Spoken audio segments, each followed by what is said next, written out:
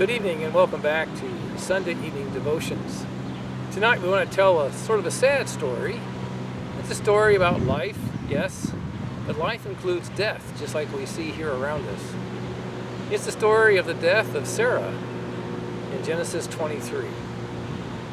Now Sarah had lived 127 years, which meant that Isaac at that point would be about 37 years old, and then she died. And it is the case that we live in a world of death. All around us, we see the effects. The wages of sin is death, and sin has its effects on these mortal bodies in which we live. And so Sarah also died. So Abraham decided that he would buy a piece of property, a cave, where he could put the body of his wife, Sarah. Now we need to understand that burial is not just a uniquely Christian thing to do or a biblical thing to do. It is the biblical thing to do, but many people bury their dead, many societies, and some will do it to raise monuments to them, maybe as you see behind me. But Abraham had something else in mind. It was a promise for him. It was the promise of the resurrection. He was putting Sarah into the earth for safekeeping, as it were. He still loved her. He wept for her. Death separates us, and yet he knew that one day she'd be raised from the dead. And so in that promise of the resurrection, he buried her in the cave. Now to do that, Abraham had to buy the land. Remember, he was just a sojourner. He didn't have any land. And so he went to the Hittites and the sons of Heth, we're told in Genesis 23. And he wanted to buy a particular field where there was a cave and have it for a family burial place. So here was Abraham's first possession of the land, a burial place.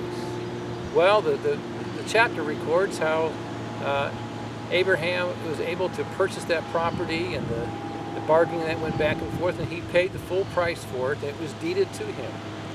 Now what's significant about that?